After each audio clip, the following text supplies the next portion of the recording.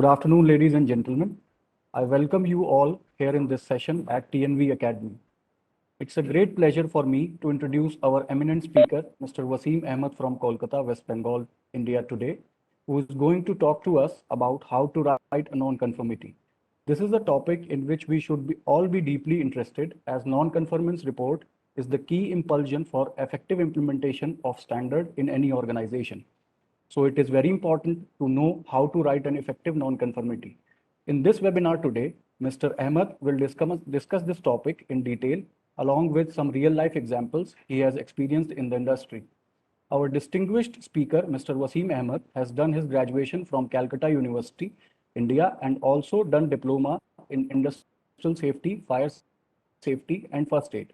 He is a lead auditor in ISO 9001, 14001, and 45001.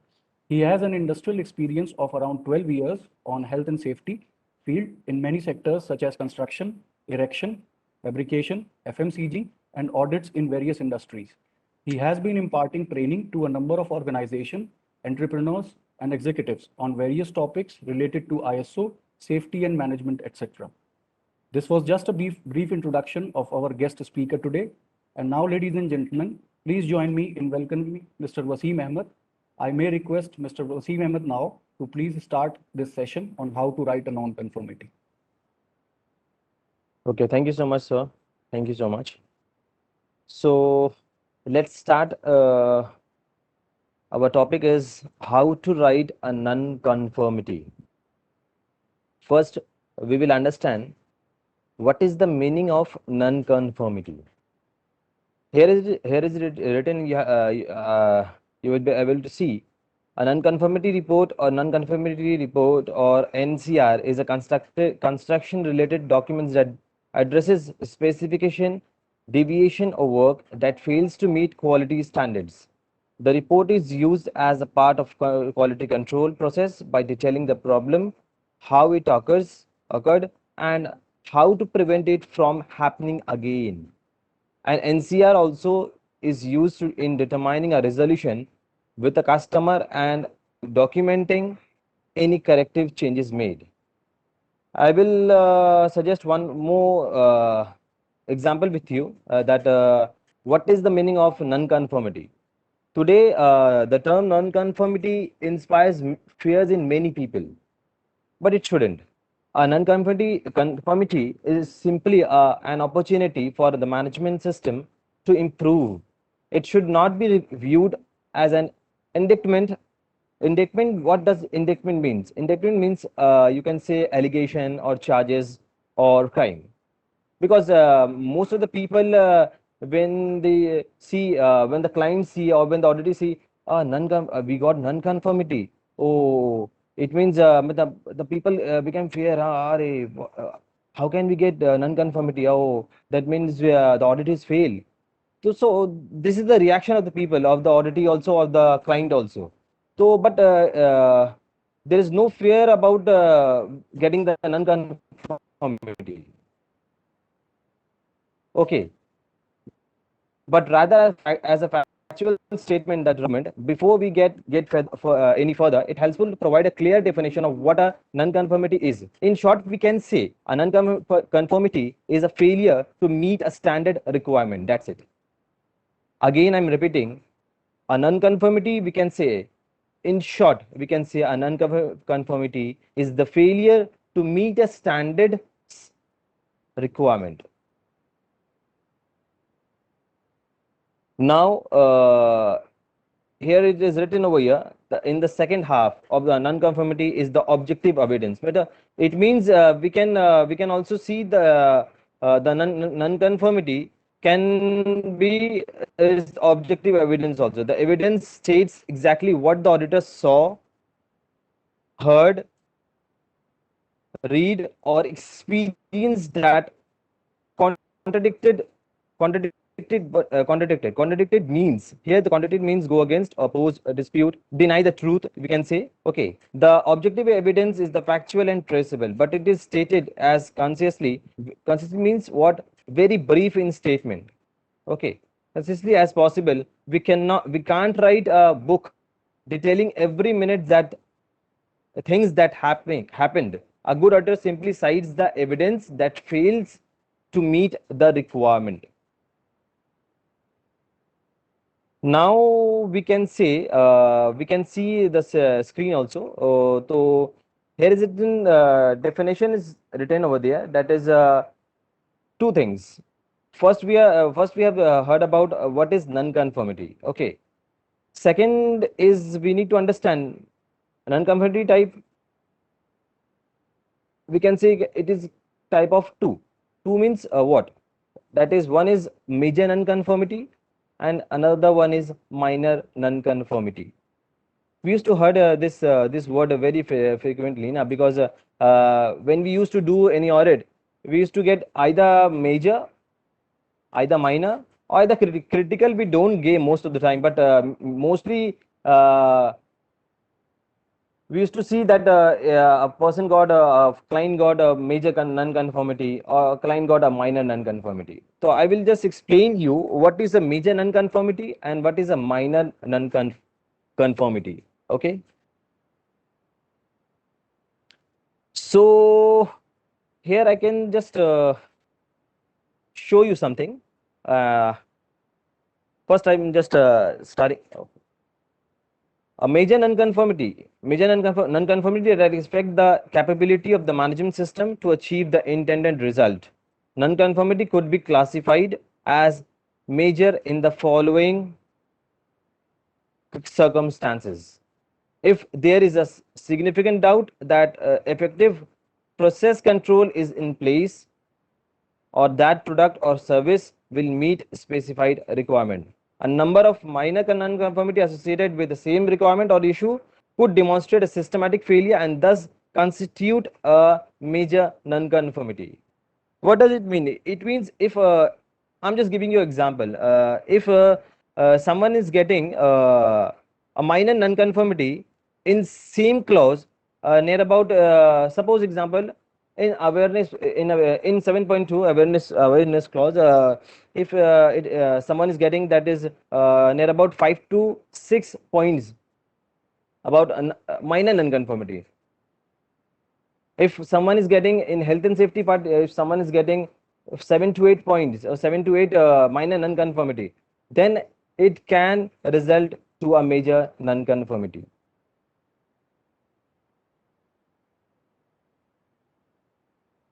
I will give you example also, but I'm just reading through it, then we'll give you example about major and minor nonconformity. What is minor nonconformity? Nonconformity that does not affect the capability of the management system to achieve the intended result. I'm just reading out some of the minor nonconformity.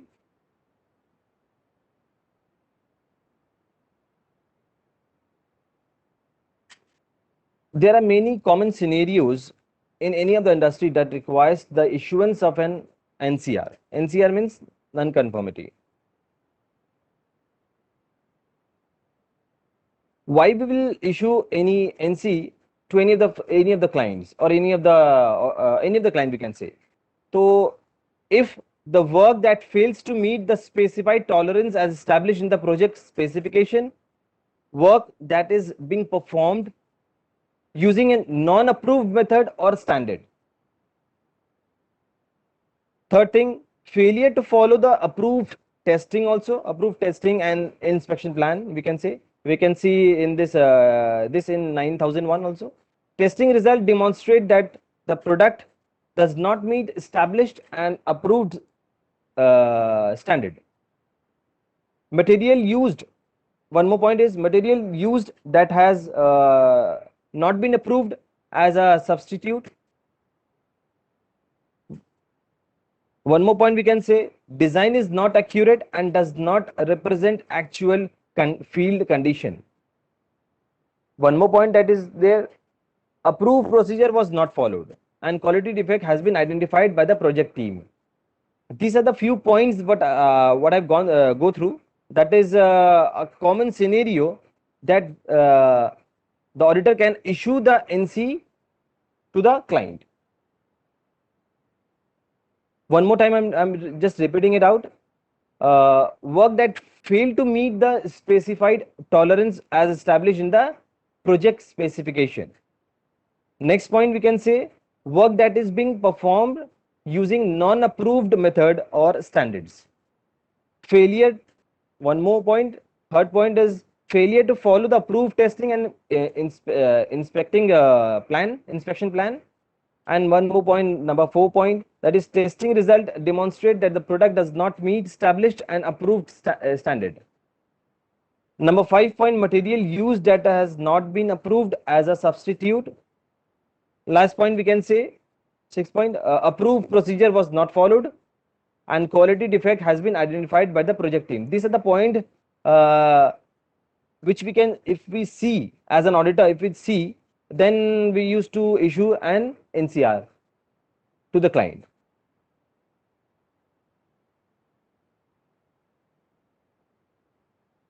Here you are seeing on the slide, that is one more thing is written over there, that is opportunity for improvement and observation. When we used to give any NCR to any of the client, either it is major that I have already shown you, or either it is minor. And one more thing is that is opportunity for improvement. We will also see, we will also give, but not in the stage 2. We used to give basically in the stage 1. So what is opportunity for improvement?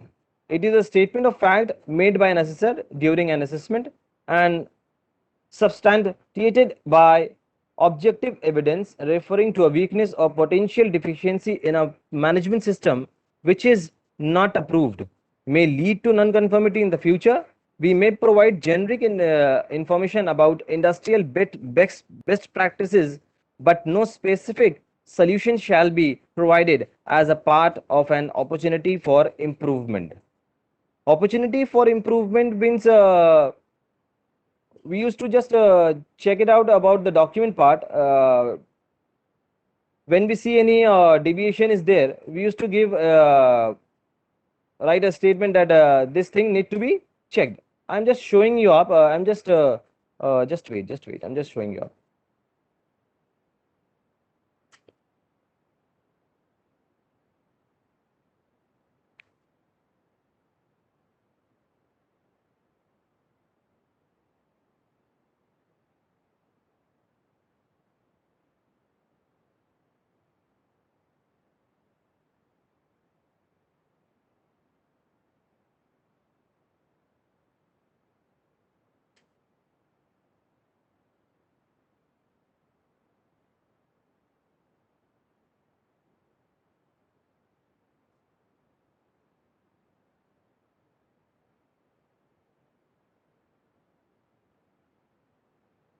Yeah.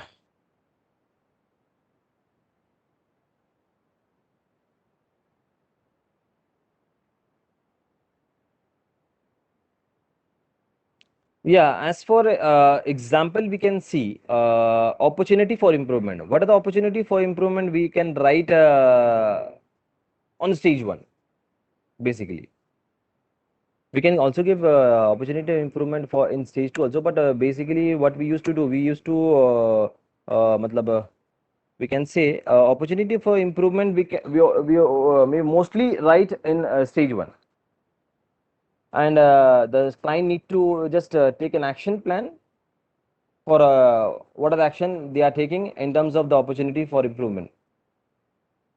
If they are complied with all the opportunity for improvement we have given in the stage 1, then we used to go forward with the stage 2 audit, that is final audit. So I can just read out what are the stage 1 I cannot say, but what are the opportunity for improvement points that we can give it to the we can write about the clients. Okay, so either it is 14,001, it is 45,001, either it is 9,001. One example, I'm just reading it out. Issues are very generic and some of them are not relevant to the organization. As example, trained and skilled workforce is mentioned as external issues.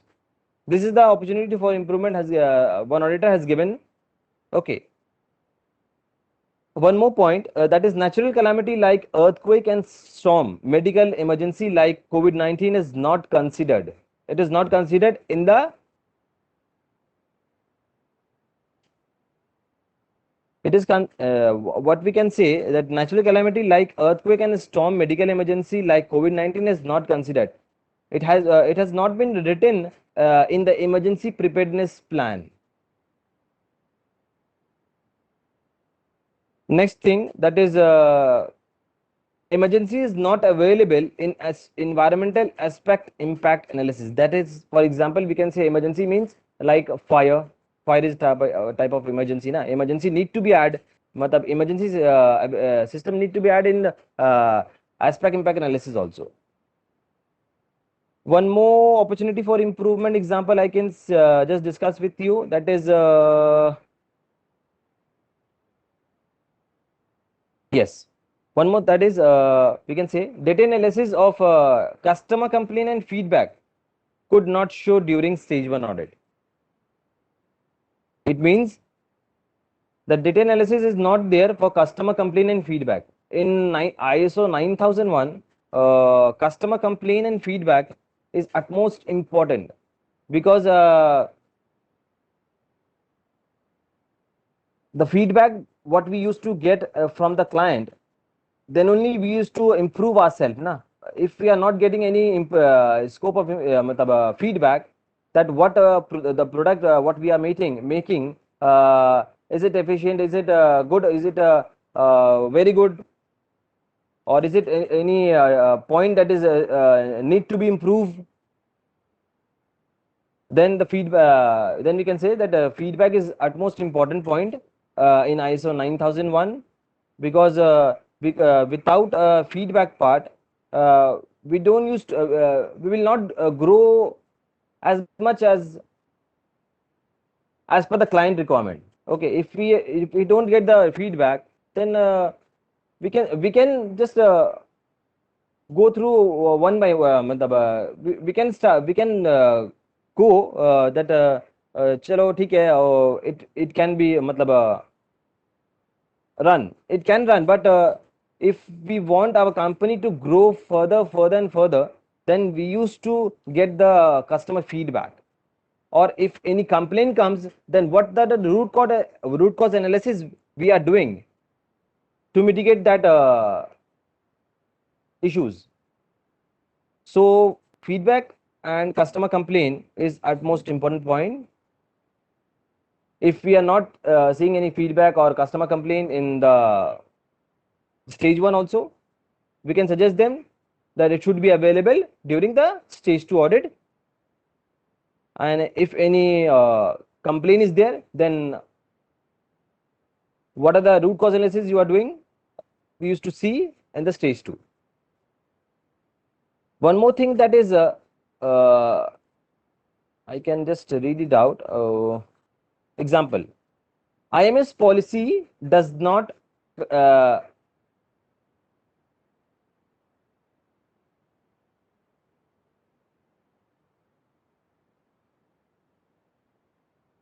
Acha, that is the point. The point is the IMS policy does not include consultation and participation of workers. It means IMS policy, it need to be consultation and participation of workers need to be there. Okay, so IMS policy, in IMS policy we used to point it out, the consultation and participation of workers need to be there, and a stakeholder also need to be put inside in the IMS policy also.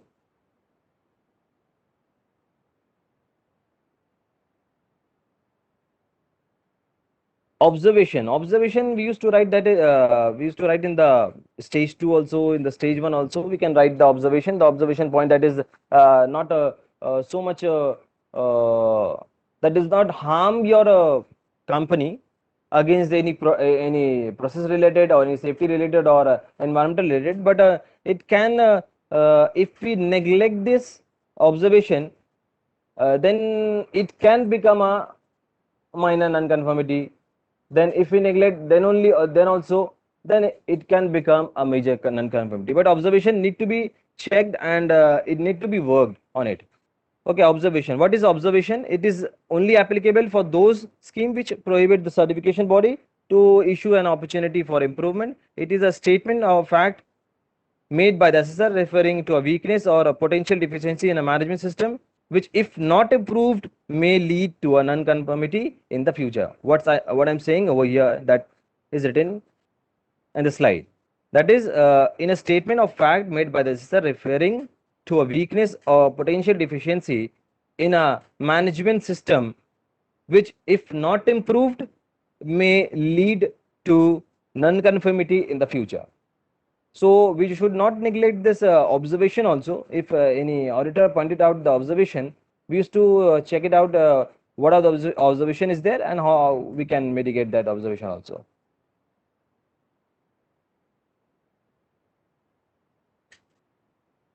Number this slide, what it is a very important slide. So we need to concentrate on this. That is, how can we write a non-conformity?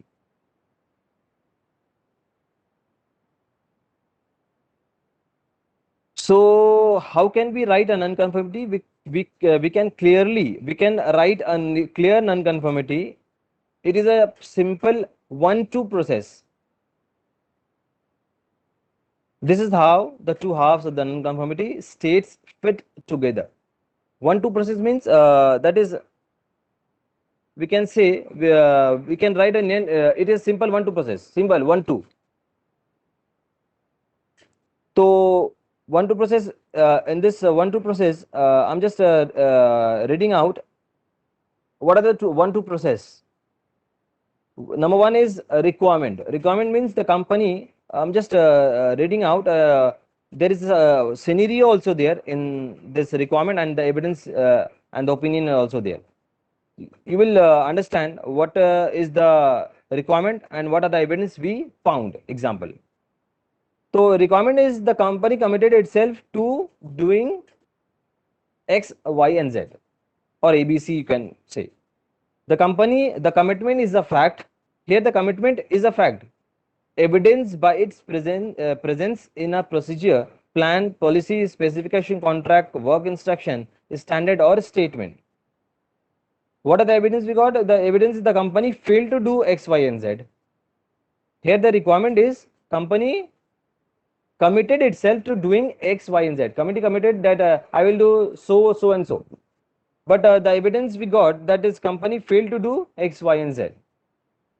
So the here on the requirement, there is written that company, the commitment is a fact, and here it is written the failure is a fact. So based on evidence such as record, observation, document, or interview, on this based of evidence, we can clearly say that we cannot find record. We on the base of observation, we can say, on the base of documents, we can say, on the base of interviewing the people, we can say that the company has failed to do so, so, and so. So here we can say that no opinion are present in the non-conformity, just a hard fact. It's hard to argue with fact, because if we write the fact what we have seen, and according to that the clause, suppose we are doing an audit of ISO 45001, suppose. So if we give a clause, if we give a what are the clause from where it is the deviation has come, we can write the clause, we can write the ISO standard, and then we can refer where we are seeing this non-conformity, on which section we are seeing the non-conformity, and then we can write the standard also. It's standard in the format. I will show you up in the last on 9th or 10th slide. You will see the non-conformity report, and then you can understand what I'm saying. So basically here we can say that in writing the non-conformity, there is no opinion required. we used to just write the fact, what we have seen, what are the evidence we have seen, and if any documentation is there, we used to just write the documentation number also, and if documentation is not there, if any if we have done an interview to the people about the workplace. Okay, if someone says that the workplace is not good, the workplace is not is unhygienic, we if the interview person say that we don't used to follow some so and so pp's also, then we used to understand na ki chalo what is going on inside the factory or inside any industry, we used to understand. Then we used to collect that information, and we used to write on the non-conformity report. This is what I will explain you how to write a non-conformity statement. Previously, I have shown you up that just a second. How can we write a non-conformity? Previously, I have shown you this that what are the requirement and what are the evidence, and on the based of the evidence, we used to write the non-conformity. Not any opinion is required over here. If we write our own opinion, leaving the standard, then the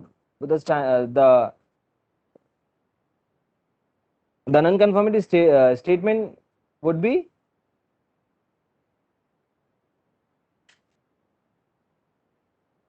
just for example wise, it can only be seen if you are a team auditor, team leader, or if you are team leader, or if you are a lead auditor in the audit program. Then what you used to do, used to check it, because if you are a auditor na, if you are team lead auditor, then you will check that what are the non-conformity the team member is giving you, and then you will understand if it is on the basis of the standard deviation, or it is on the opinion point. If there is if it is only on opinion point, then the leader will remove that NCs. Okay, if you are giving any NCs in terms of the standard part, what you are doing the standard audit. Suppose you are doing a 9001 audit, and you are writing the point, the NC about 45,001 about health and safety part, then there is no need to write uh, about the any other standard part, because if you are doing audit on the process standard, that is we can say 9001. So we used to only see part of 9001 only, according to the standard only. We don't used to see we don't used to write any points that are outside the standard or outside the scope of the work. Because if you are getting that we used to do we are going to do an ISO 9001 audit, then we used to check only the process part, not any health and safety part. You can give a scope of improvement, or you can just verbally you can say, sir, kindly check the extinguisher height is not sufficient enough, you can say, or it is not refilled. You can just say, you cannot write the non-conformity in ISO 9001 about the fire extinguisher part, about health and safety issues. Okay, or if we are doing ISO 45001 audit, then we cannot write that the process of your work is not good. In terms of in terms of inspection report of cutting, there is no inspection done in the cutting section, example. So you cannot write the process part in the in ISO 45001 audit. So we used to write the points what we have given, what are the scope of work we are given, and then only, and according to the evidence, according to the standard requirement, we used to write the NCs. Because we cannot write any NCs with our point of view. Okay, I can just Acha, that I will show you up next on next point. So then we are here only how to write a non-conformity statement. Okay, so what is a non-conformity statement? We used to write. So how to write a non-conformity statement? Number one, that is written in the slide, that is match the requirement with exact evidence. Match the requirement with exact evidence. I have already earlier told you that if you are doing any audit, any of the management audit, ISO 9, 9000, 9001, 45,001, 14,001, or 27,001, or 50,001, or 22,001, we used to first see the does the requirement match with exact evidence we are saying. If it does not match, then only we can raise an NC in terms of that if is it a major or a minor. The point number one, that is that says that the match the requirement with exact evidence. Exact evidence means you can write a, that is, this is a single most important key statement that state the requirement and then provide the evidence that show that the requirement was not met. The requirement was not met, exact evidence, because if we write we used to write the clause of evidence and then the finding we used to write, and what are the deviation is there, we used to write that also in the non-conformity report.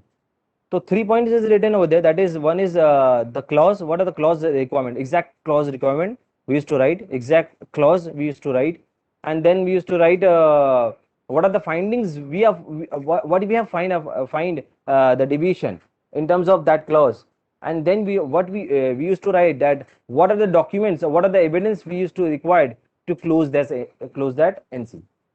So 3 things we used to write in terms of writing any of the non-conformity in the audit report. I will show you up in the last slide, in the slide number 10 or 11. I will show you up. So second point is here it is written, that is write in complete sentence. Complete sentence means whenever we write any NC or any non-compliance, we used to write in a complete sentence. That is, we can say, so complete sentence is in both the requirement, both the requirement and the evidence. We used to write in the requirement also and the evidence also, that complete sentence need to be written over there, that where the non-conformity has been taken from, which clause from has been taken from, and what are the deviation is there, and where is the what are the location. We used to write each and every details in complete sentence also. So provide the customer of the audit which with a complete product or complete sentence. This complete product is more likely to be understood and thus more likely to be acted upon. It means that is what we write in the NC report, it should be specific, match the requirement, it should be in a complete sentence, so that the auditee can understand what are the requirement is there, and where we have deviated, and how to close that NC, we can say, or how to mitigate that NC, or how to fulfill that requirement, we can say. Number third point is include all applicable identifier. Applicable identifier means here in bracket here it is written, that is who, what, when, where. It means that all the point need to be understand, who have done this, when it has been done, and where has it been done, what has been done. So all the things it need to be written. So if you explain something, that is in terms of third point, that is include all applicable identifier, it is critical that your evidence is fully traceable.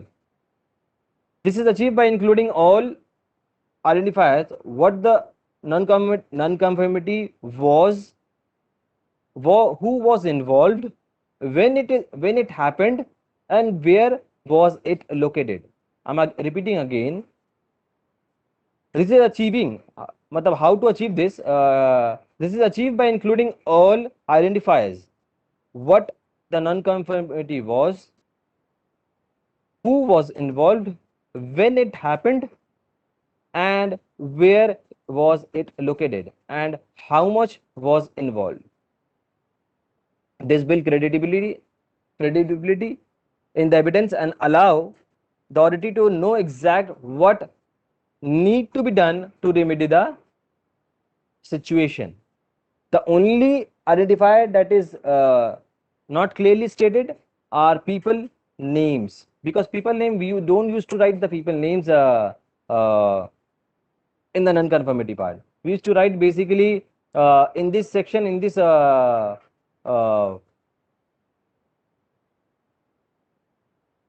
we can say what we can say. We can say in short, in this section we can say in this department we have seen.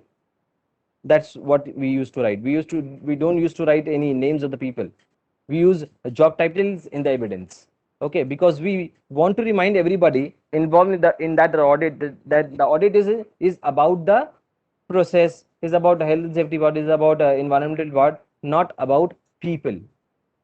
I'm again using, we use job titles in the evidence because we want to remind everybody involved that the audit is about the process, or about the health and safety part, or about environmental aspect, not about the people, because we don't used to write any people name. We used to write the job title, we used to write the department name. That's all. So here the point what I'm discussing, that is include all applicable identifiers. Identifiers mean who have done this, when it has been done, where has been done, and what is the point that we are identifying. Okay, so all things need to be written in the NCR. Last point is state the fact, not your opinion. I have told earlier also, in the earlier slide I've already told that we cannot write any opinion in when we are writing any NC. So we cannot write any opinion. Opinion means it is about it is that that what I have the opinion to say about the standard requirement, but I cannot say about the I cannot say from my opinion. I can say from the standard part, from the standard evidence, and about the and with the evidence we can see from evidence we can how can we exactly see the findings. We can see from the documented part, from the interview part, from uh, physical side viewing part, you can say. So that is the last point is the state the fact, not your opinion. The audit is about facts. This is, there is no need to edit as a part of the evidence. We don't used to edit anything about ourselves, because what the requirement are saying, we used to write that only. This happens when the auditor tries to explain why the non-conformity is harmful or what the effect could be. This is not necessary. Just state the evidence and no more, nothing. Only we used to write us evidence and nothing else, because evidence is utmost important thing, and from which clause it has been taken, and what are the non-conformity, what are the findings there. But before finding we used to write what are the clause, what are the clause that is the clause deviation has been done in terms of what finding you have placed in, because before placing the finding we used to write the standard requirement and what are the findings there on that standard requirement, and then we used to write over there, that is what are the deviation, what are the deviation in terms of document, what are the deviation in terms of workplace, we used to write over there. And then only we can conclude this NCs. So next point is yes, this is the most important point. Major nonconformity to watch out for. Watch out for means that is major nonconformity can come. Okay, but it need to be watch out. How what are the major nonconformity? First, we need to understand what is the 5 major nonconformity. Because if we don't understand, then we will not able to understand how to write a nonconformity if we find any major point. So what are the major point we can identify that this point is can be major point, this point that can be minor point. We have to differentiate na, because if we don't identify that, then we cannot write any is it major or is it minor, because we cannot write any minor nonconformity to a major nonconformity, because we need to find we need to identify exactly what the requirement is saying, and if the requirement is not fulfilled at all, or if the if there is a potential of harm to the company, then and if we neglect this, then it can become a critical NC. Then we used to write that the major nonconformity has been pointed out. I will just point it out that what are the 5 major nonconformity we can see, or we can write if we see any deviation in that. Number 1 point, that is issue with documentation. Issue with documentation means, first documentation we used to see when we used to go any 9001 audit. Basically we don't used to see we don't go for the physical verification. We used to physical rounding of a factory or any industry. We used to see about the documentation first. Any of the standard, when we used to start, we used to sometimes we used to start with the physical verification with going around of the company or of the industry, and someone try to start with the documentation part. What are the documentation available? So first we can see that there's issues with the documentation.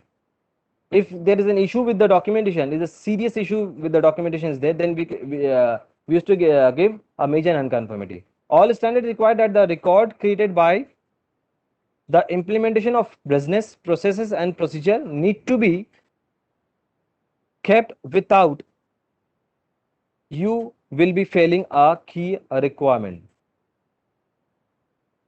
Issue with the documentation. If there is an issue with the documentation, then we used to see recorded, and we used to see that we used to just check it out from the requirement, that what are the requirement is saying, and what are the documentation, what are the issues are there in terms of physical verification when we are doing on site.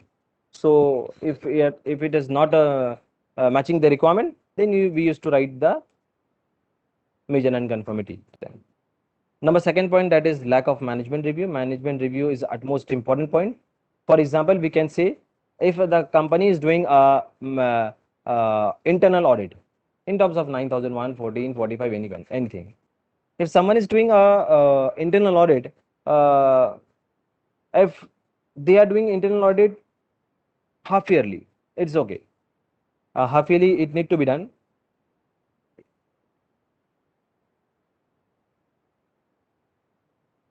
So the thing is that is, if the internal audit has been done, if the management review has not been done, management review means MRM, this that is called MRM, management review meeting, MRM.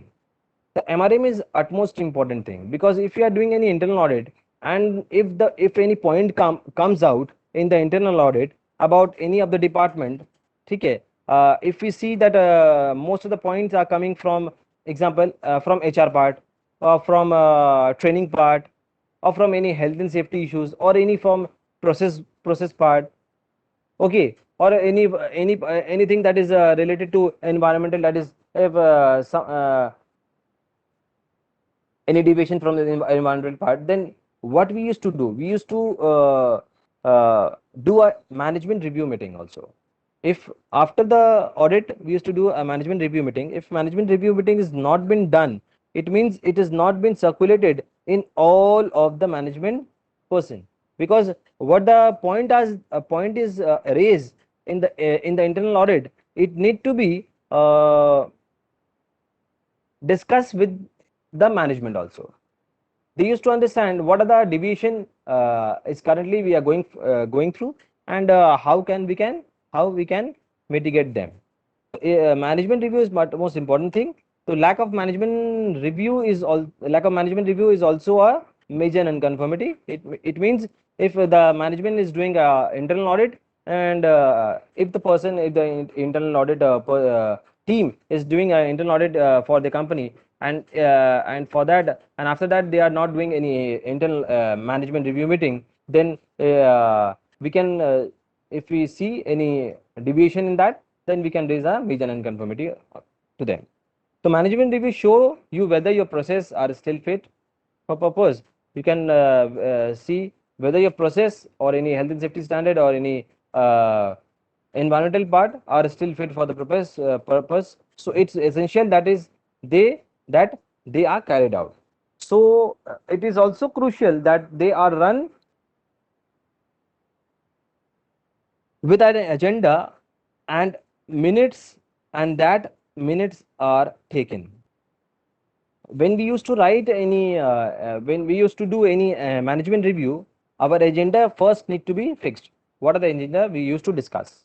Okay, and then what we discuss in the meeting, minutes need to be written, because what we discuss, if we only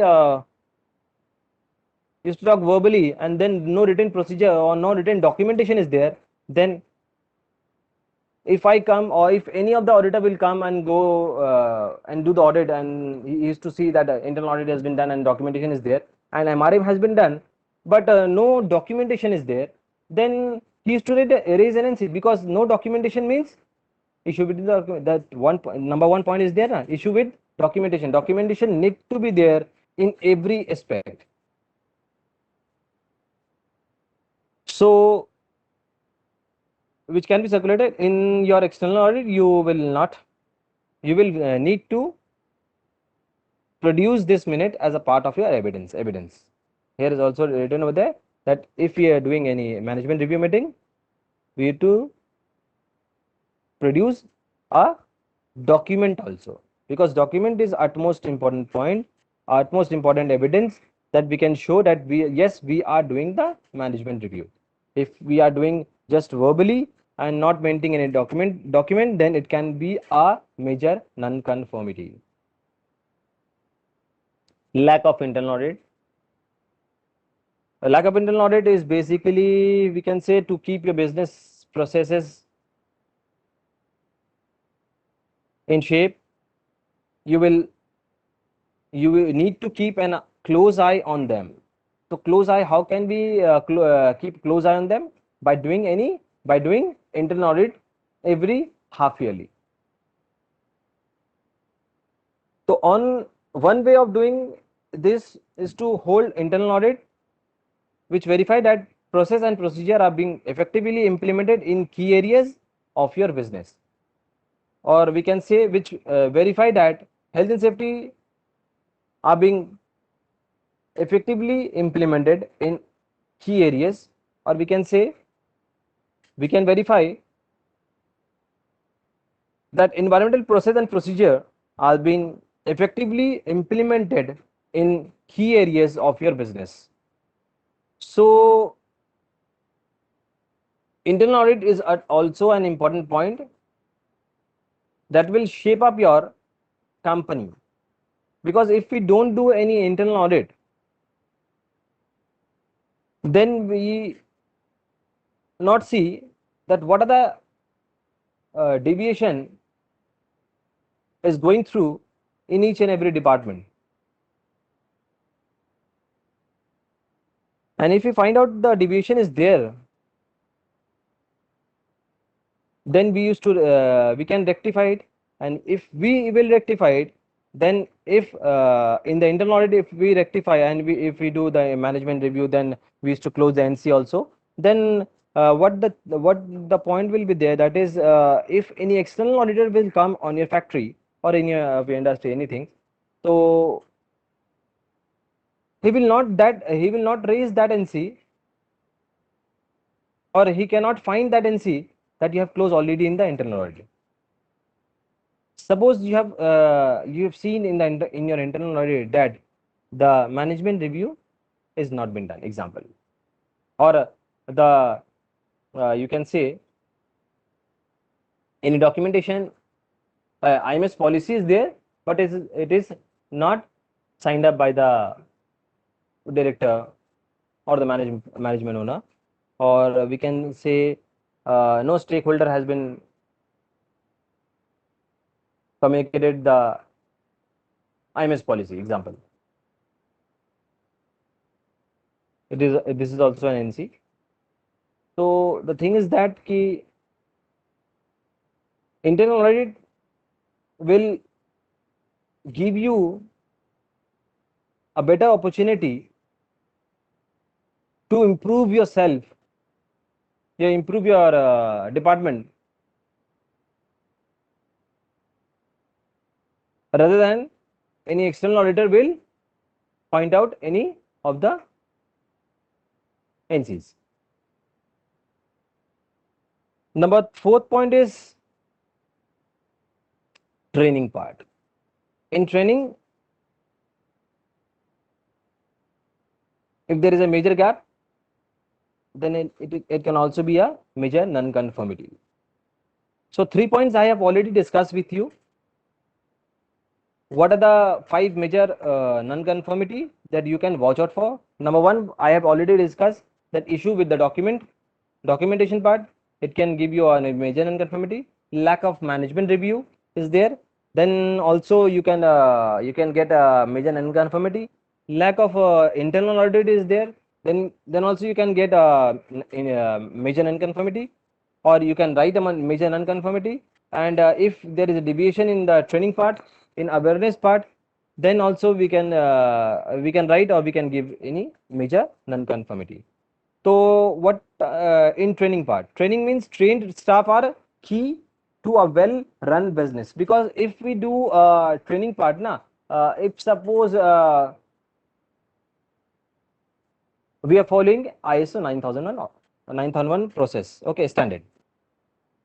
If we want to run a business without any failure, or with failure will be there, failure we can say, or because if we fail then only we will succeed.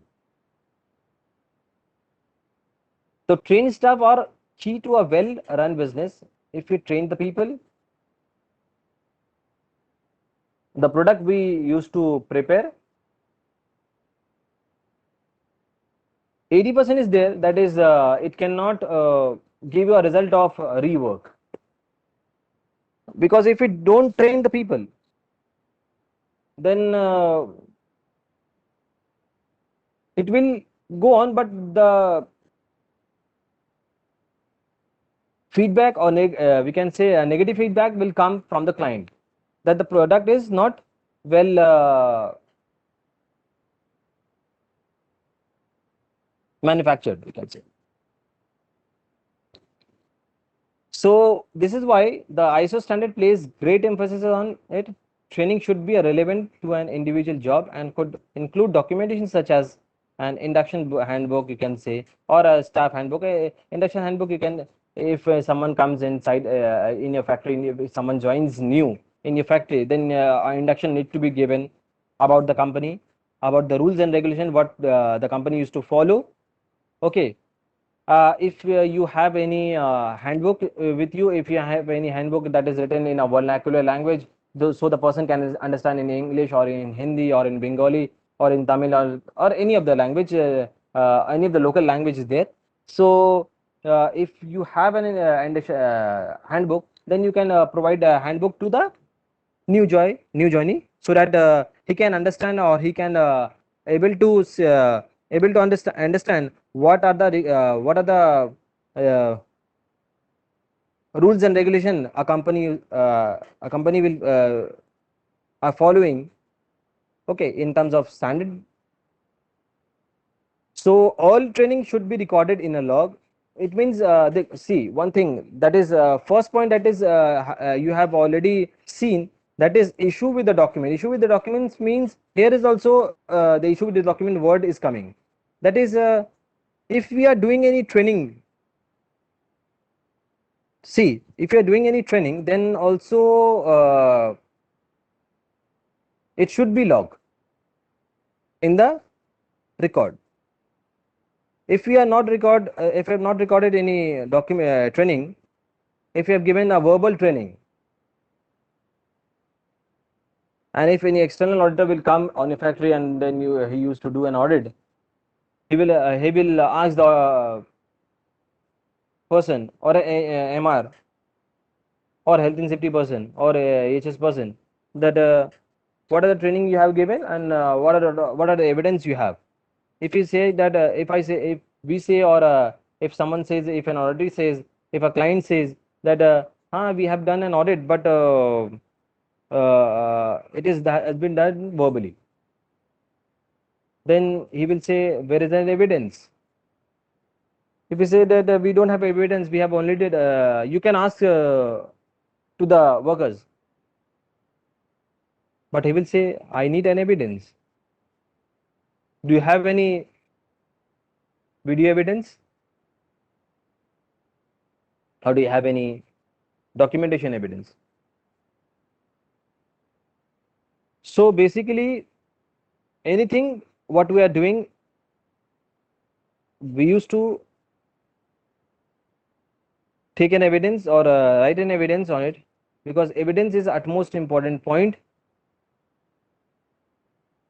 while identifying any of the non-conformity. Because if we don't find any documentation in terms of training, in terms of audit, in terms of internal audit, in terms of MRM, or in terms of any of the process, any of the health and safety standard, any of the health and safety deviation, we used to write an NC. Major NC can come in terms of what are the harm that NCs are giving to the company. Now my last point, that is process for feedback, customer feedback.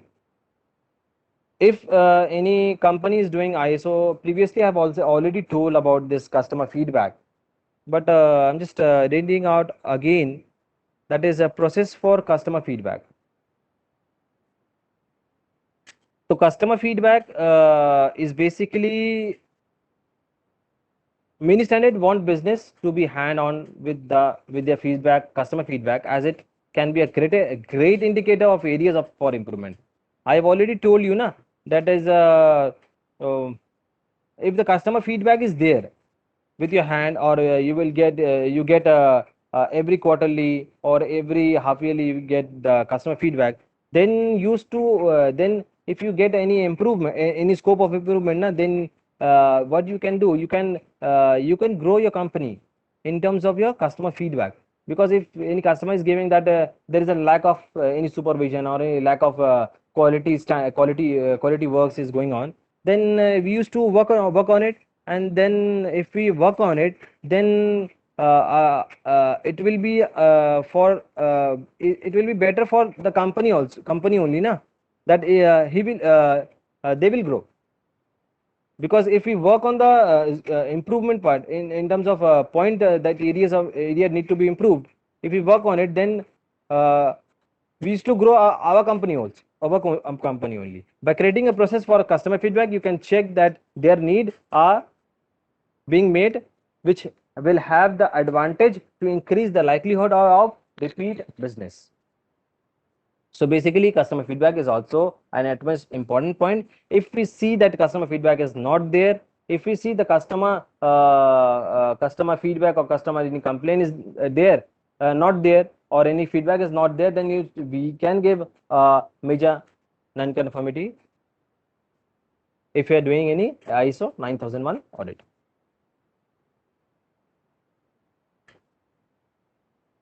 Next point that you are seeing over in the slide, that is an example of a well-written non-conformity. How we can write a non-conformity.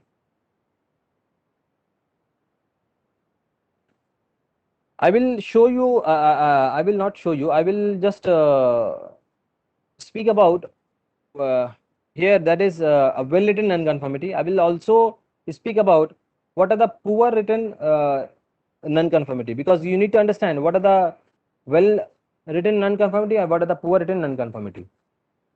Okay, then you will understand that what are the differences there and what are the things that need to be added and what are the things that has not been added in the poor non-conformity. Okay, so first of all, we start with an example of a well-written non-conformity. Now, that scenario is that what are the requirement? Requirement is that in the SOP or QOP 32 Division 3 states in section 6.5 that employees must wear white gloves when handling finished product.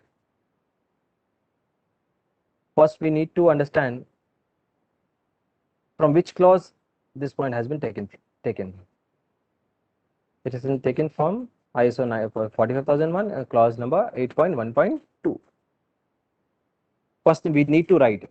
I will show you up how to write in terms of any NC's report. Okay, you will get an example also. Sample copy is there, so that you can understand that what are the things had been written in terms of non-conformity and how we write a non-conformity or any one non-conformity or any two non-conformity in one para, in one points. You will see also that.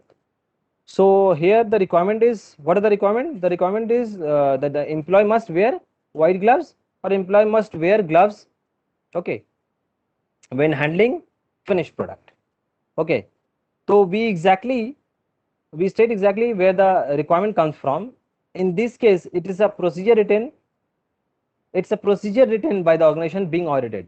It means the procedure has been written in the SOP. It has been written that that gloves need to be wear while handling finished product. In their company SOP, it has been written.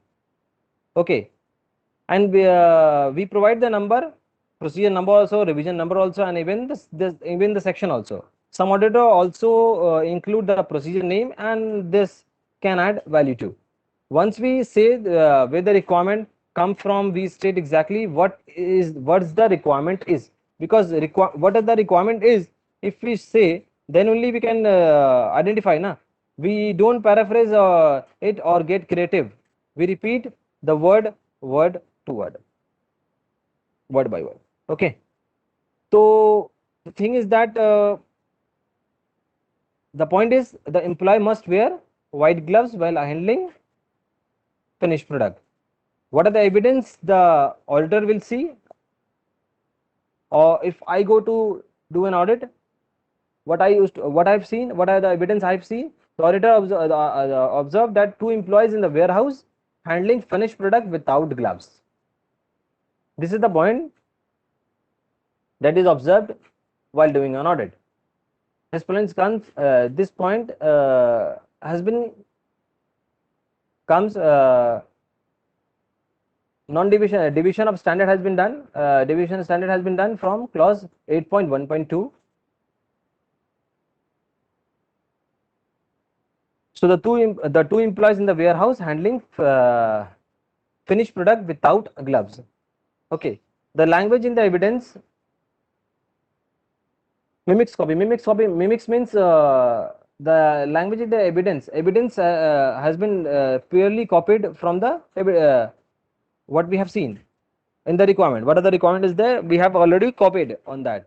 The organization committed to wearing white gloves. Okay, when handling finished product, but the auditor observed two people not wearing gloves. This is the proper we can say from which clause it has been derived from, and what are the non-conformities there, what are the evidence there, and what are the procedure number, what are the revision number, what are the section number. It has all has been written in the requirement. or all has been written in the NCs. Okay, well written NCs, all has been written. So we firstly we have seen a well written and non-conformity, that is all the evidence and all the points and all where it is come from who has been written, where is the location, all thing has been written in the requirement. Okay, and what are the evidence we have seen? It has already been written. Next thing, if this has been written, then what are the evidence is required, what are the document is required to mitigate this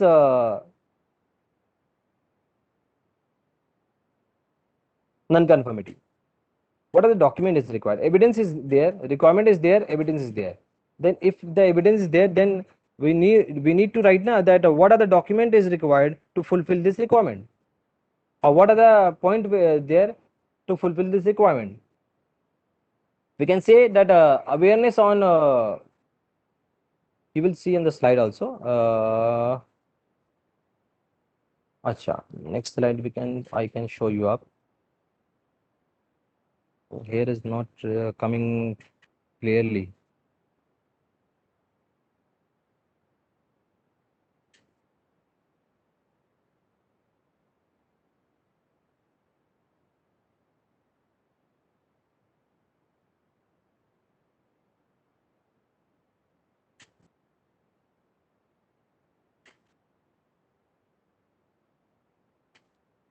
Acha, first of all, I will just review this point again about the example of a well written non-conformity. What are the requirement is there, what are the evidence is there, all things need to be right clearly, from where has been taken, from who has done this, where is the location, all things need to be clear. Okay, so in this requirement you have already seen that in the SOP it has been already been clearly written that in SOP number QOP 30232, okay, revision 3 states in section 5 6.5 that employee must wear gloves while handling finished product. Where what from which clause it has been taken? It has been taken that this clause number 8.1.2 ISO 45001 2018, it has been clearly stated that employee must wear a PP while using employee must wear a PP while doing any work. So PP is utmost important point. If we deviate from the this point, then this clause has been put up, that is 8.1.2 to eliminate the risk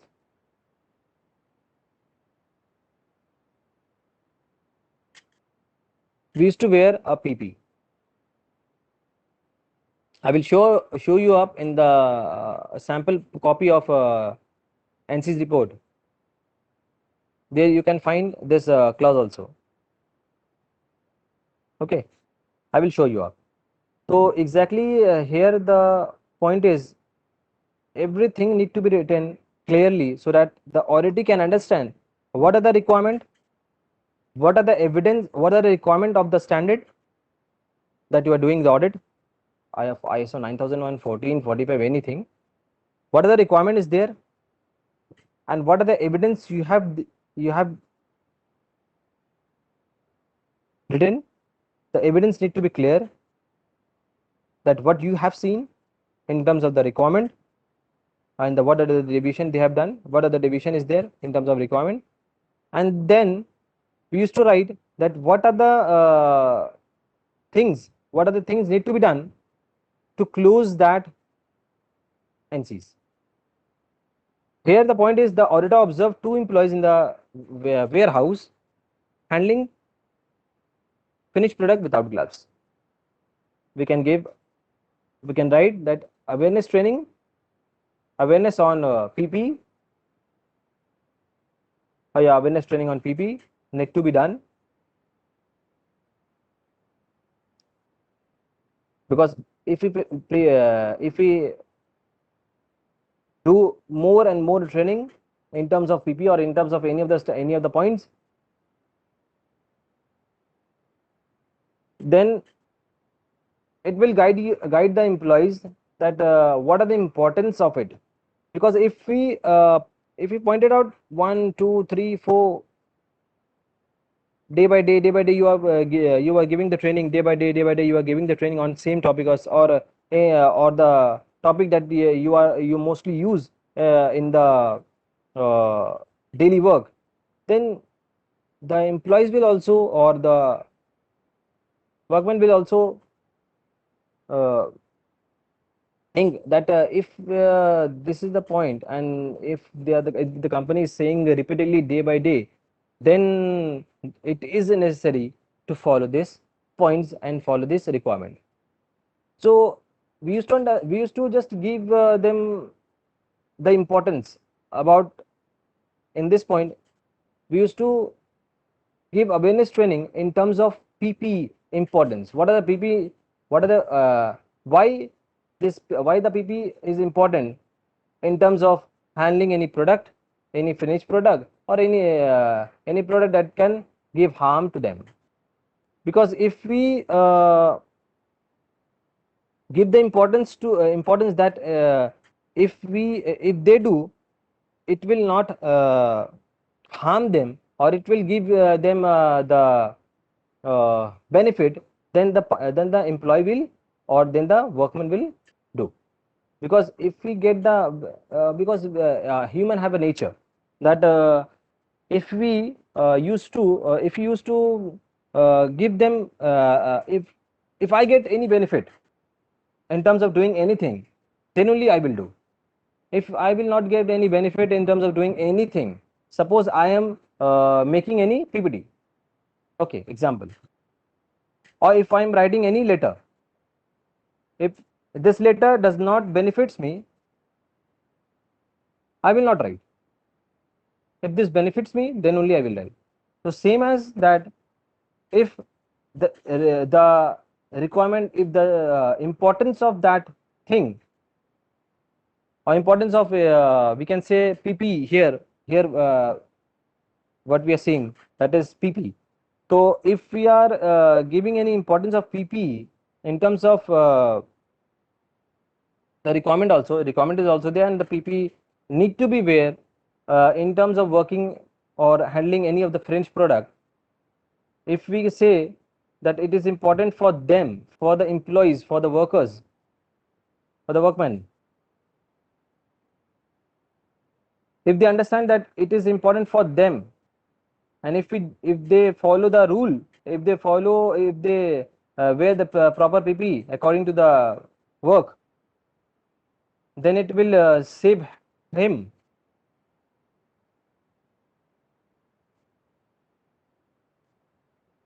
Then the person will do the things because he has understand about the importance of what are the importance he has in his life. Because if we give the importance of the person, then only he will do. Importance we need to realize them that this is importance for you only. If you do, you will save yourself, and if you not do, or if you not follow the rule, or if you not follow the rules and regulation, it will harm you. Okay, so training is utmost important thing. And one more point, that is I have already told you earlier, that I will also explain you that what are the poorly written non-conformity. Here is this in the slide, it is I've only written that well non-conformity, what is well non-conformity, but I will just verbally guide you up that what is poorly written well non-conformity. Poorly means it is not good, it is not stated accurately that what's written in this well written non-conformity. I will just give you verbally example. You can just differentiate that what is well written non-conformity and what is poor written non-conformity. Okay, so one more example is that is for a poor written non-conformity. The requirement is there that all product must be identified. Here you can see in the well written nonconformity, the details has been written, from which SOPs has been taken, what are the revision is there, what are the state, in which section it has been taken, what are the clause from which clause it has been taken. Okay, what are the deviation from this clause, it has been written over here. Okay, but in the poor written nonconformity, there is only one point, that is requirement. What are the requirement? That is all product must be identified.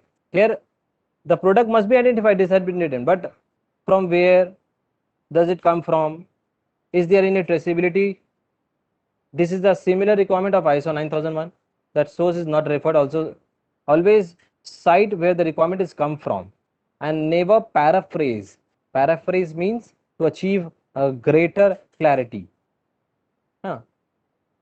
It is permissible to add ellipses if the requirement is taken from a long passage and the entire section is not needed, because entire section you cannot write, you will not write in the entire section. You can write up add ellipses also there.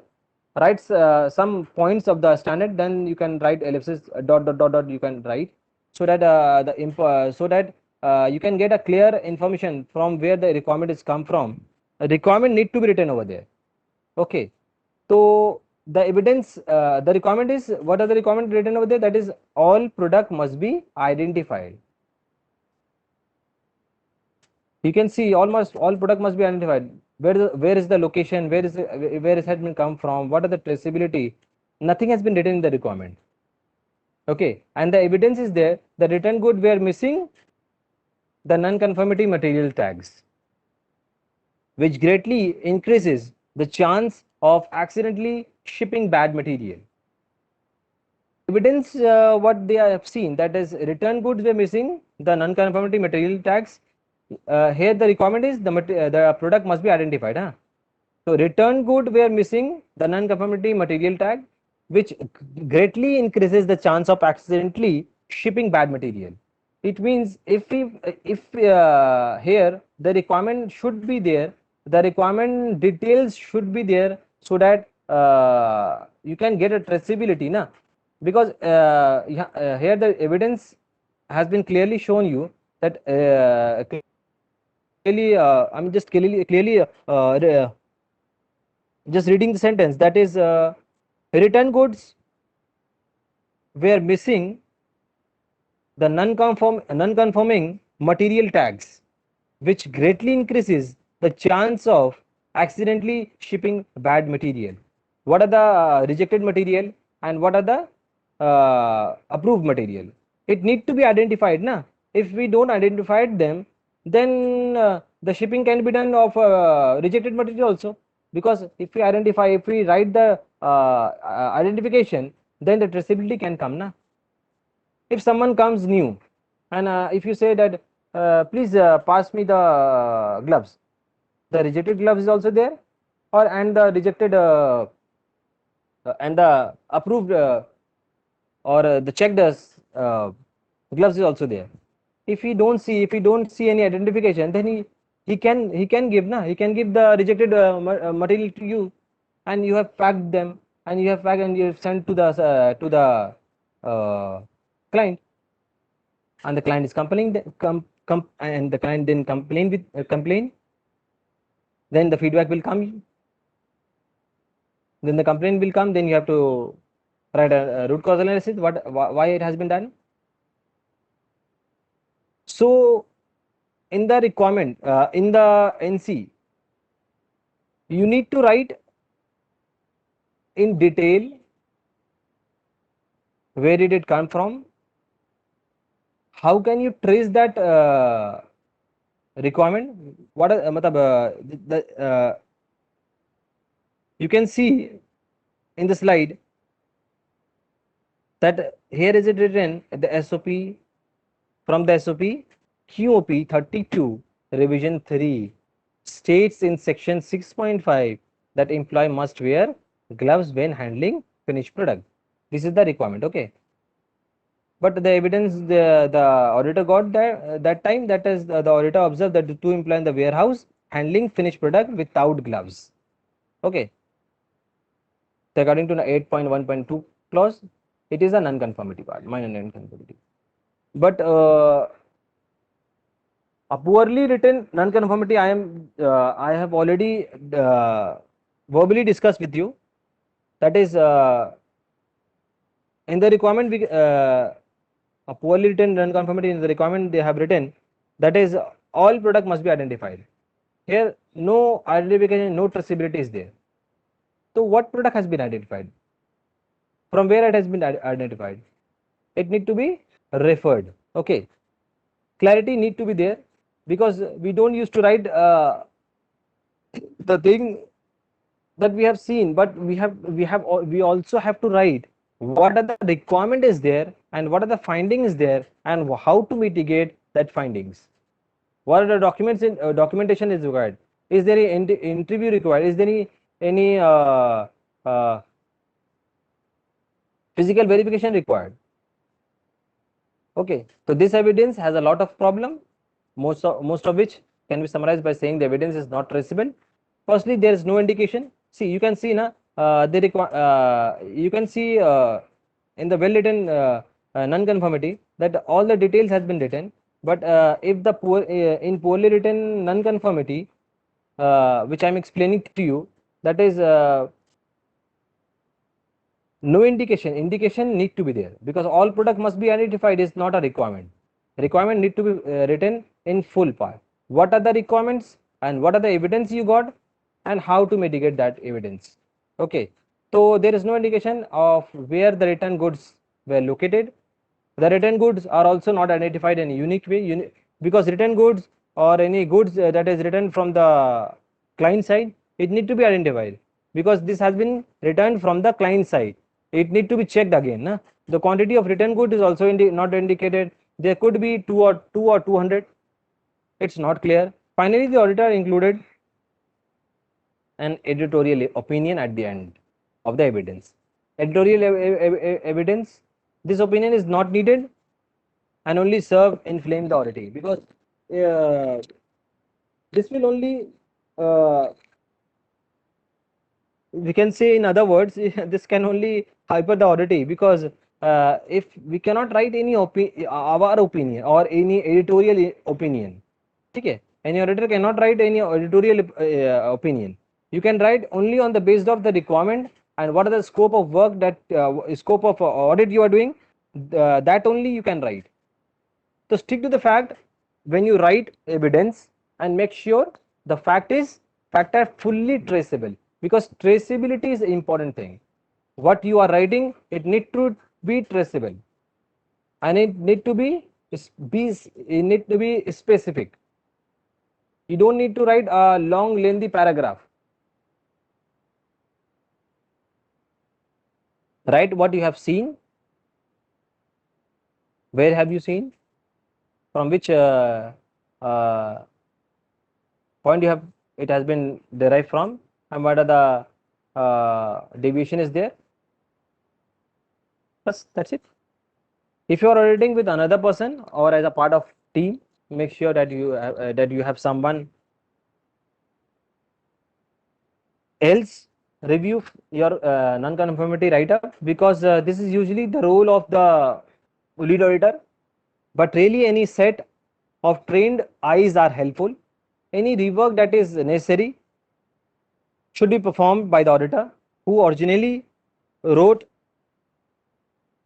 the non-conformity, because basically if I am a team member, okay, I used to write an non-conformity, and I used to give I will give all the details that this is the non-conformity so and so so and so. But the lead auditor, who is the lead auditor of your team member of your team, he will also review your your non-conformity.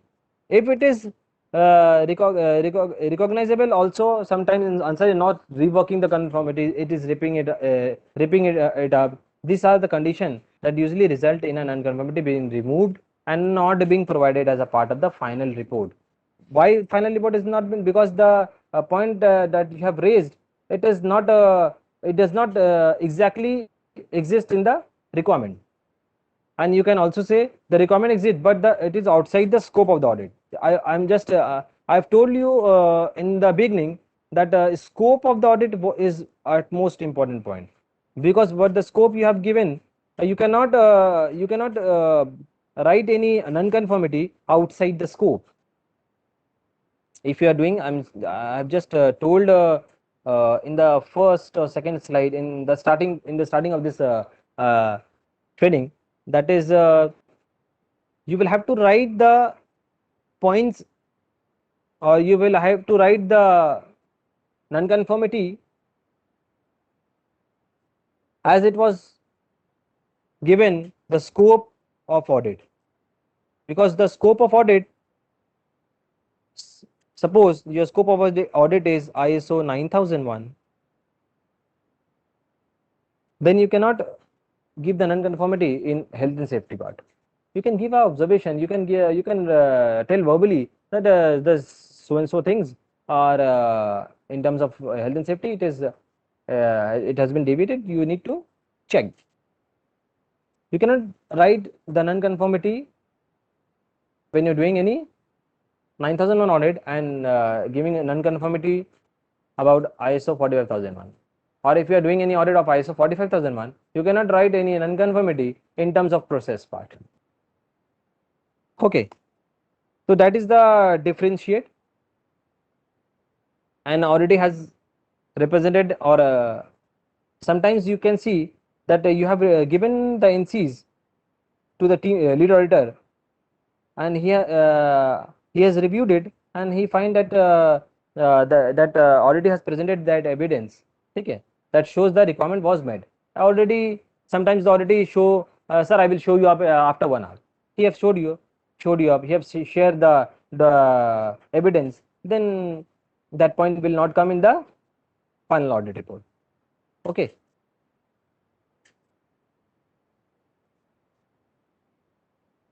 So basically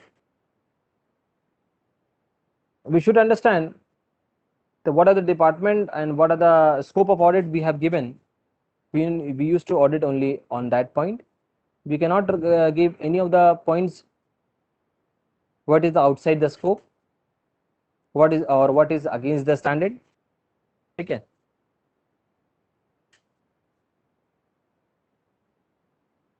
So on the last point, I'm just summing it up on the last slides.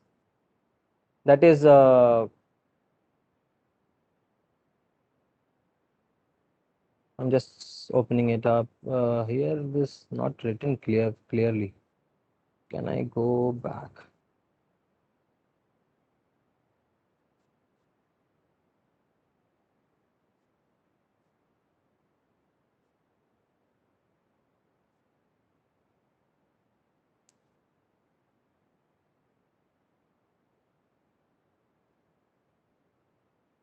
Here the thing is not coming up clearly.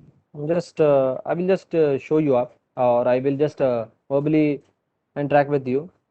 The second NCs, the clause, the 8.1.2 ISO 45001, that the NCs has not been clearly visible in this slide. I will just okay, wait, just wait.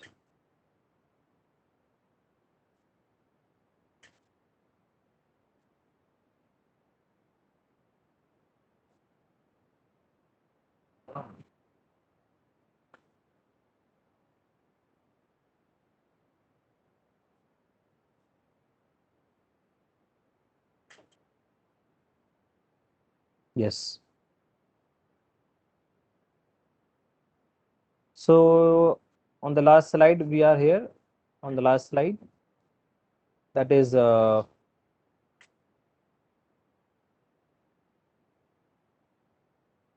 can see in this slide, you can see one thing, that is this slide show you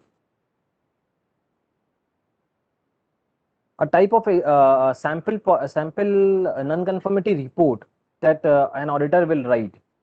This type of non-conformity report will be there when you used to do audit in any of the industry, any of the standard. we used to get this type of non-conformity report.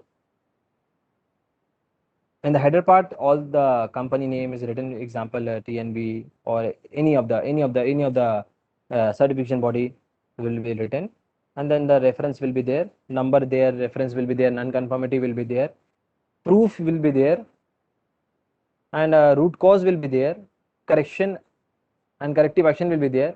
That will be done by the root cause, correction, corrective action, and verification will be done by the auditor only. But root cause, correction, and corrective action will be done by the client side. If I am doing the audit, I will only give the number one, that is number 1 point. I will only refer the clause from which the NC has been taken. What are the non-conformity? I will give you a detailed part. And what are the proof? That is it evidence or not evidence? I can say. I will just show you. I will just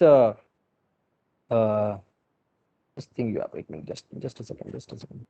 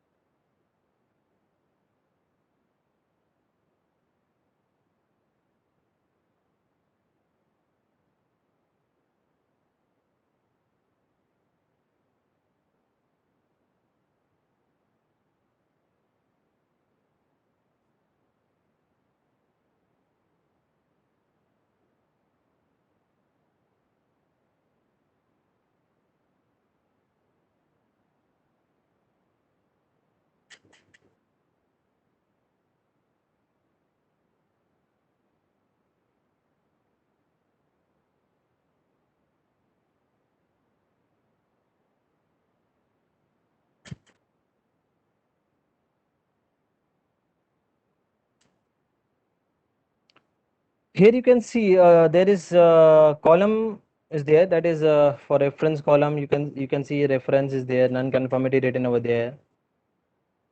You can see root cause is written over there, corrective action, correction is there, and verification, evidence, and decision by auditor. As an auditor, what we used to do first, we used to write the number 1, how many non-conformity has been taken. Suppose we can say there is two non-conformities there. Okay. So what we used to do, suppose I'm doing a 9001 audit. What are the references there? Reference need to be written. Suppose reference has been written, that is 7.2 clause in ISO 9001. The division has been done. What are the division is there? The division is what, 7.2, that is competence part. Competence, you can see the when you see the standard requirement in ISO 9001, it has been clearly written that the organization shall determine the necessary competence of person doing work under its control that affect the performance and effectiveness of the quality management system. And number 2 point is ensure that the person are competent on the basis of the appropriate education, training, or experience. Where applicable, take action to acquire the necessary competence and evaluate the effectiveness of the action taken. Retain appropriate documentation information as evidence of competence.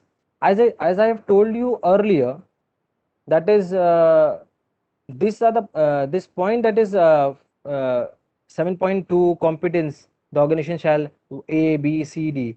This point has been derived from the standard. From the standard, I have taken this point. Okay, and this point, and towards this point, I need to write what are the findings there. So finding is there, that you can see over here, that what are the findings there. Here is 2 finding in one non-conformity. That is, one is training need assessment of employees are not adequate. Training need assessment means training need identification. You can say of employees are not adequate, is not adequate according to the requirement. It need to be adequate. So training need identification need to be done. Second point on that only there is two point in one clause two instances has been raised. That is competence of person for cutting stitching found not adequately documented. Competency, it means competence of person for cutting and stitching found not adequate documented. It has not been documented adequately. So competency is also required. The person was working in cutting or stitching anything. One more point I will just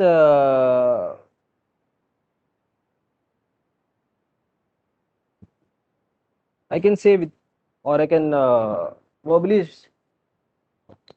discuss with you. In the slide it has not been written, and as per that you can say that example of clause, that is in clause 8.1 8.5.1 of ISO 9001, you can say in 8.5.1 what are the what is the clause, what is the actual requirement is control of production and service provision. Okay, the organization shall implement production and service provision under control condition. Control conditions shall include as applicable, you can say the number A point, that is the availability of documentation in documented information that defines the characteristic of the product to be produced, the service to be provided, or the activities to be performed, the result to be achieved, the availability and use of suitable monitoring and measuring resource, the implementation of monitoring and measuring activities at appropriate stage of to verify that criteria for control of processes of or output and acceptance criteria for product and services has been met. This I am reading of the clause requirement, that is clause 8.5.1 of ISO 9001. The point is control of production and service provision. Here the point that can come from the findings can come, that is sampling plan for final inspection is not evident. The thing is when we are doing any sampling, if the sampling has been approved from the client, because if the client will not approve the sample, then we will not make the production according to it. Okay, we'll make the production according to the sample has been approved from the buyer, or you can say client.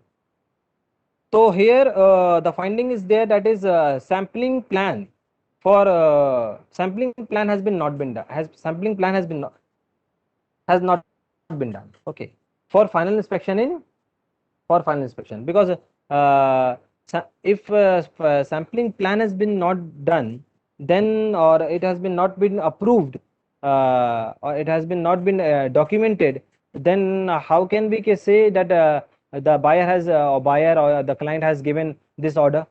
Suppose the buyer has given 100 pieces of wallet order, then if it then first what we used to see, we used to see that if any approved plan is there, the which the client has approved or the buyer has approved, according to that we can make the production, na? Because we make the production according to the sample approved. So here the point is in 8.5.1 control of production and service provision. Here is the point is, that is the thing what you are approving from the client or any from the buyers, it need to be documented. So the sampling plan for or sampling record for final inspection is not evident here. So it is also a minor nonconformity.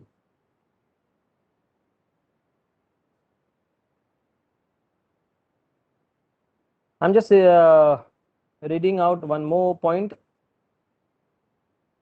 so that you can easily understand.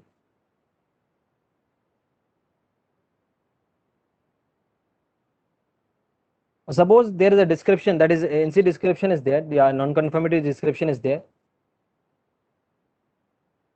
The management system function or context of in the in point number managing context of organization number 4 or number 5. I'm just first reading it out. What are the requirement of the process, and then the statement of non-conformance, and then the objective evidence. Okay. First, we need to write what exactly the requirement is, and the company has deviated that point. First, we need to write the exactly requirement. Requirement is management system function, context of organization, leadership, customer focus, policy, risk and opportunities. This is the process from clause 6.1 of ISO 9001. It has been derived, it has been written, taken from that.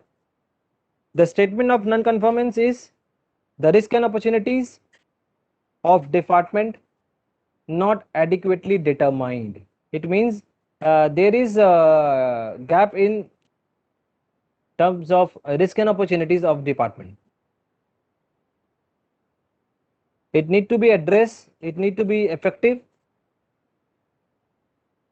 and need to be written in detail level at all department. All department need, because if you are doing any risks and opportunities, all department need to be covered. And here the point that has been raised, that is risk and opportunities has been done, but not adequately determined in terms of every department. Each and every department need to be input in the risk and opportunities. So what are the evidence we used to refer? Refer will be risk register.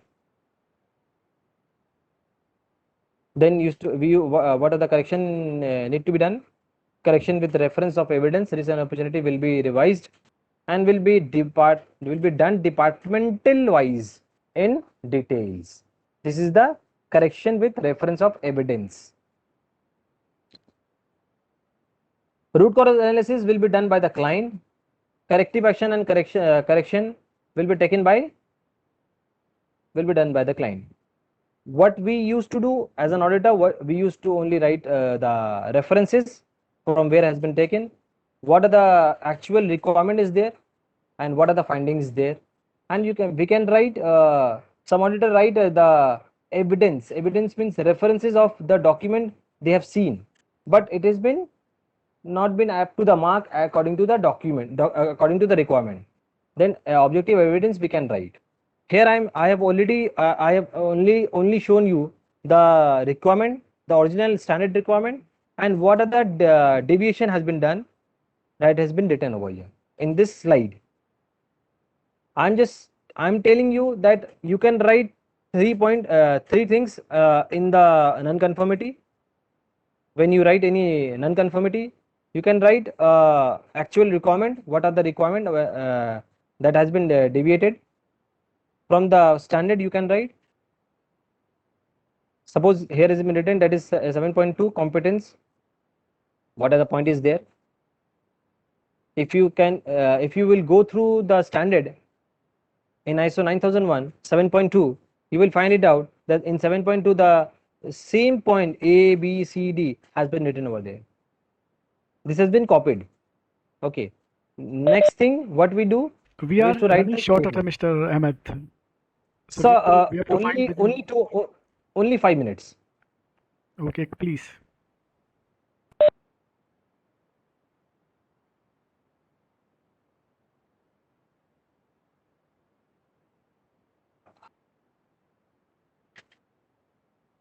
So I required only 5 minutes. So I'm just starting it up again. I'm just explaining this point because we need to understand how to write a non-conformity in the report.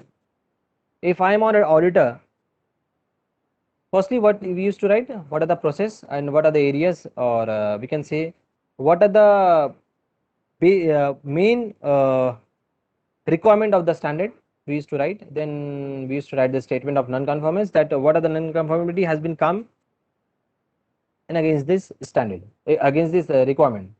Okay, then we can write an objective evidence also. Evidence means that is it has been referred, that is on training record. Reference training record.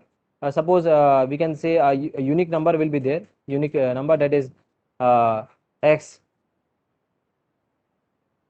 company name X, QMS /ROA or we can say in this training part, that is TR01.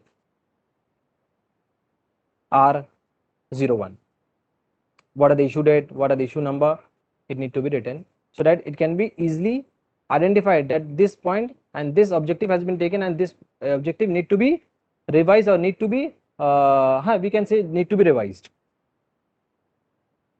or training need to be done in terms of assessment part, training need identification, and in terms of competency of the person.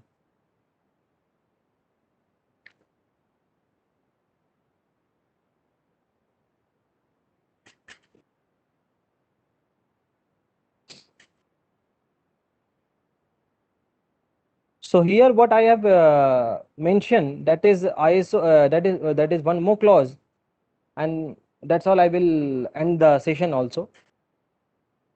One more clause is that is I have identified that in reference 8.1.2 clause ISO 45001, the standard requirement is eliminating hazard and reducing OHS risk. The organization shall establish, implement, and maintain a process for elimination of hazard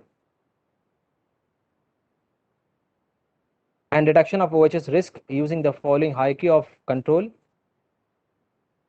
A is eliminate the hazard, B is substitute with less hazardous, number C is engineering control and reorganization work, number D is use administrative control, number E is use adequate personal protective equipments. This is the point that when I'm discussing about this point, see this point, you can see the well-written written conformity I have already discussed with you. This point has been written in this non-conformity report in 8.1.2 clause. Here the clauses are the requirement has already been taken, that is eliminating hazard and reducing OHS risk. That what are the company established? Main point is here is written that use adequate personal protective equipment. The requirement actual says that personal protective equipment need to be adequately used, and here the finding is there. You can see the finding that auditor observed that 2 employees in the warehouse handling finished product without gloves. Without gloves they are using, okay.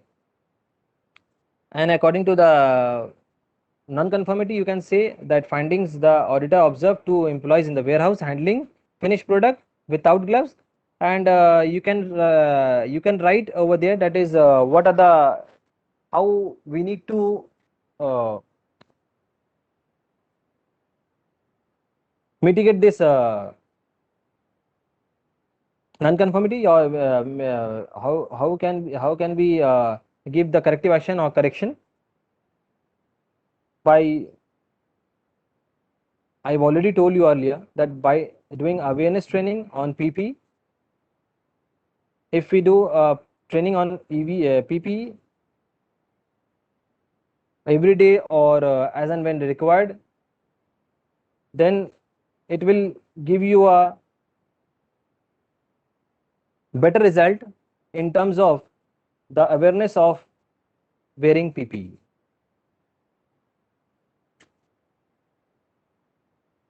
So that's all. I have already discussed 2 or 3 non-conformity with you. 3 non-conformity with you. So after that, in my next session, most probably in my next session, will try to interact people's so that I can get the question from the viewers, and I will give the answer according to it. Thank you so much. Thank you. Thank you so much, Mr. Wasim Ahmed, for this Yes. wonderful presentation. I believe that the viewers will largely be benefited out of it. And yeah, sure. Okay, sir. In next session, we are going to have the question and answer session so that the viewers Yes. can ask their questions when you answer them. Yes, yes. Thank you very much That for your will be time. much more effective and much Yes, more yes. efficient also, that if the viewer will ask the question, then only you can understand that Yes, if yes, they yes. are understanding the point what I am saying. Yes, yes. Yeah, we do understand, and next session we are going to do it. Now, Mr. Apur Malik, I would like to request you, Mr. Apur Malik, to give word of thanks to Mr. Wasim Ahmed, please. Thank you, Mr. Wasim, for sharing your in-depth knowledge on the given topic today. I hope today's webinar was fruitful to all of our participants. We are glad that you gave your valuable time and support to us for conducting this smooth conduct of this webinar. We hope to see you Yes, again. sir. We hope to see you again on a different venture, and I wish everyone very good luck. Thank you for your valuable time and support. It's good afternoon from my side.